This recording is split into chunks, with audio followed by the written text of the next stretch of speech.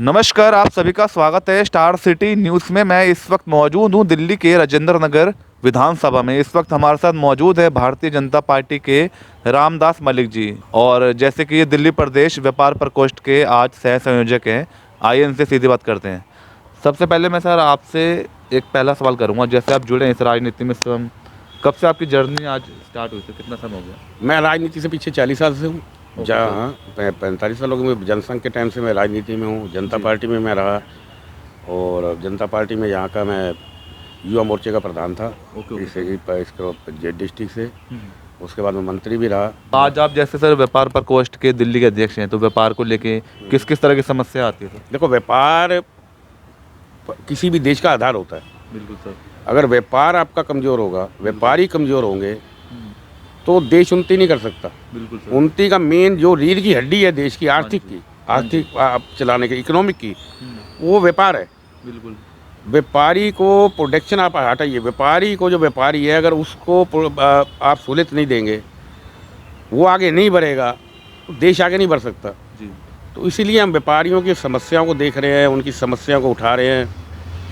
तो वो पीछे सीलिंग का मुद्दा था। बिल्कुल सर। आज पूरी दिल्ली के अंदर 15,600 मेरे ख्याल 72 दुकानें सील हैं। अब उनकी पीड़ा को उठा रहे हैं कि उनकी दुकानें खुलें, उनका घर परिवार है। मोदी सरकार की ओर से इनको क्या राहत दी जा रही है व्यापारियों? मोदी सरकार की, देखो आप, जब से मोदी सरकार आई है देश के अंदर, आज देश कहाँ का कहाँ गया हमारा। बिल्कुल। आप इस तरफ ध्यान दीजिए ना। आज हर एक क्षेत्र में उन्नति हो रही है, हर एक क्षेत्र में जी। कोई ऐसा क्षेत्र नहीं जो पिछड़ा हुआ हो। मतलब महंगाई इस समय सर काफ़ी बड़ा मुद्दा है, तो महंगाई पे किस तरह कंट्रोल होगा सर? महंगाई का, देखो, महंगाई का जो मुद्दा है, अगर महंगाई पे कंट्रोल, अभी कोशिश पूरी हो रही है। पीछे ये कोरोना काल भी था, सामान बाहर से नहीं आया, उस वजह से सामान की कमी रही, और जब प्रोटेक्शन कम होगी तो ऑटोमेटिक महंगाई बढ़ेगी। अब प्रोटेक्शन तेज हो रहा है तो महंगाई कम जाएगी। सरकार का पूरा ध्यान महंगाई की तरफ है सर। अच्छा मलिक साहब, जैसे अभी 2023 का अभी जो नया बजट पेश हुआ है, जो कि सीतारमण जी ने की है, क्या लगता है बजट में कितना जनता को राहत मिल रहा है? इससे अच्छा बजट हो नहीं सकता। गरीब को ध्यान में रख के, किसान को, मजदूर को, बेरोजगार को ध्यान में रख के ये बजट बना जी। ये बजट जो बना है, इन चीज़ों को देख के बना है। Okay okay. बुनियादी चीज़ें देखी गई हैं इसमें। हाँ जी, हाँ जी। बेरोजगार को कैसे रोजगार मिलेगा, इंडस्ट्री लगेगी तो रोजगार मिलेगा उन्हें, बाहर की कंपनी आएंगी तो रोजगार मिलेगा। हर एक सरकार, हर एक, जितनी हमारी भारतीय जनता पार्टी की स्टेट में सरकारें हैं, हाँ जी, और सेंटर केंद्र में जो हमारी सरकार है, हाँ जी, सबका फोकस इस तरफ है। ओके अब यूपी में देख लीजिए जी। कितना बड़ा इन्होंने वो अपना जोगी जी कर रहे हैं। हाँ जी। किसी तरीके बाहर के व्यापारियों को लाया जाए। अब दरअसल एक देश का दुर्भाग्य है बहुत ज़्यादा। जी जी। दुर्भाग्य ये है कि विपक्ष जो है, जी सर। एक तो संगठित नहीं है। Yes sir. अच्छा, दूसरा जो अच्छी बात होती है, उल्टे, वो अपना, उनका काम है उल्टा फुल्टा बोलना। जी जी। इससे बाहर का जो व्यापारी आता है, वो बिजनेसमैन डरता है आते हुए। ये उल्टी अफवाह फैलाते हैं। अच्छा। ये देश हित में कभी बात नहीं करते। इनको अपना हित चाहिए। सर आपकी दिनचर्या की शुरुआत कैसे हो रही है सर? आप जैसे एक समाज सेवक भी कर रहे हैं, लोग मतलब हर तरह से मदद करते हैं, आप किस तरह से? मेरी एक NGO है जी। मानव उत्थान पथ foundation. Yes sir, yes sir. उसको हम चलाते हैं। जैसे गरीब लड़कियों की शादी है, वो आते हैं, हम उनकी शादियाँ करवाते हैं। जी सर। गौशालाओं में देते हैं। जो गरीब बच्चे हैं, पढ़ने से असहाय हैं, उनके पास नहीं है कुछ, उनकी आर्थिक मदद करते हैं।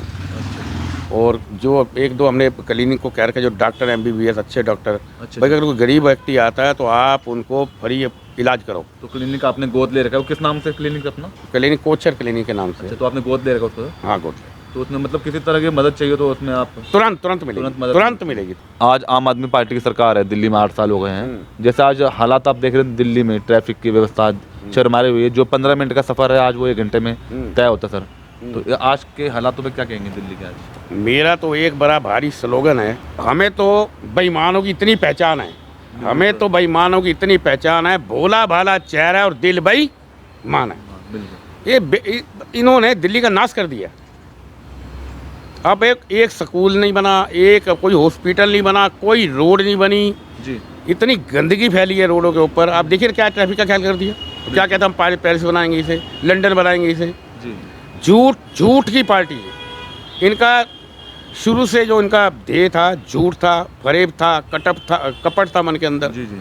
सत्ता तक आना किस तरीके ने। अब देखिए क्या कि दिल्ली के अंदर आप ट्रैफिक देखो ना, कहीं बहुत ज़्यादा। आप यहाँ से मेरे क्षेत्र से आप जाके देखिए करोल बाग तक या कनाट प्लेस तक, 1 घंटा चाहिए आपको।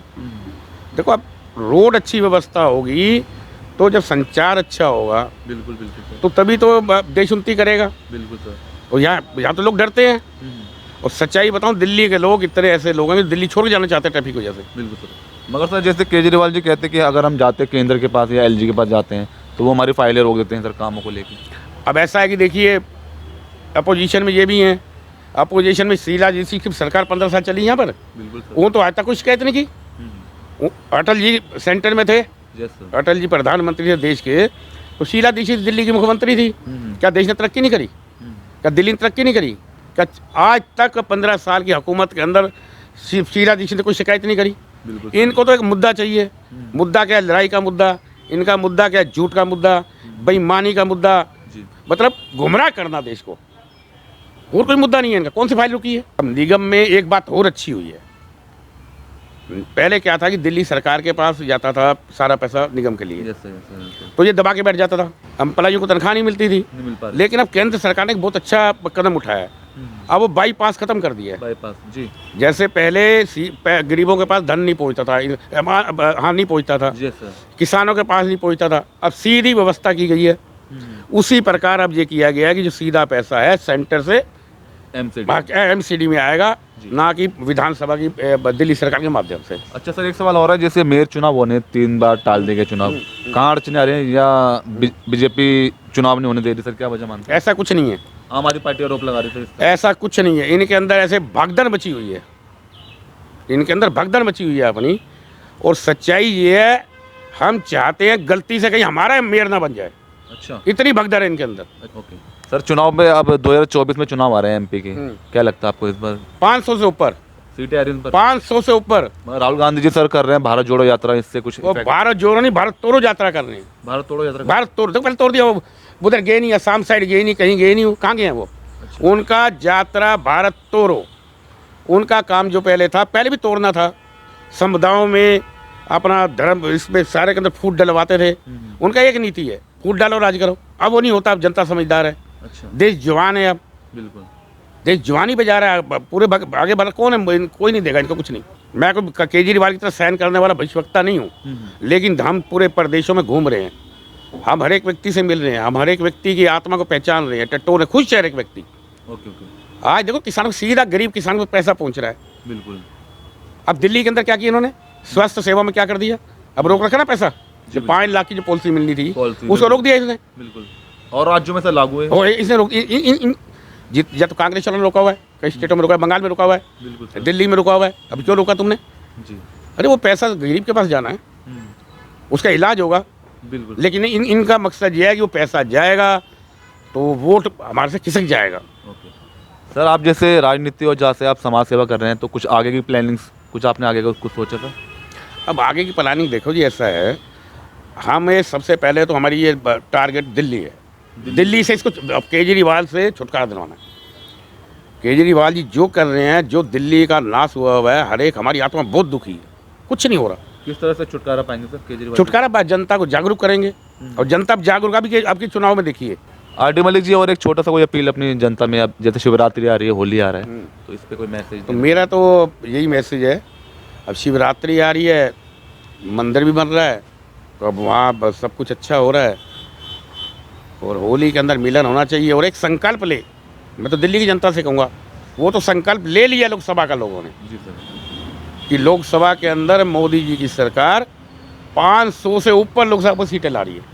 ओके, और हमारा भी ये दिल्ली की जनता से ये प्रार्थना है कि आप देखिए, दिल्ली पे तरस खाइए, दिल्ली पे तरस खा के इस सरकार को उखाड़िए, जी सर, केजरीवाल जी की सरकार।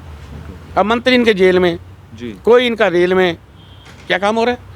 अब ऐसी ढीठ सरकार मैंने अपने लाइफ में काफ़ी सरकारें देखी है हमने, जिनका मंत्री जेल में है उसे मंत्री पद से नहीं हटा रहे। ओके, क्या मैसेज है जी इनका, बताओ? बिल्कुल, अरे क्यों नहीं हटा रहे तुम? जुडिशली में मैटर है, पाक साफ होके आ जाएगा तो आ जाएगा। आपको याद होगा, हवाला डेयरी आई थी जब खुराना जी दिल्ली के मुख्यमंत्री थे, डेयरी में नाम आते ही उन्होंने इस्तीफा दे दिया था और साहिब सिंह वर्मा बन गए थे। याद है आपको? तो अब तो पत्रकार है। बिल्कुल। तो ऐसी इनकी है नहीं, जमे रहो, खाए रहो, चिपके रहो, ये है इनका नीति। तो ये हमारी सीधी बात आर डी मलिक जी से, स्टार सिटी के साथ। मैं जितेंद्र गुप्ता।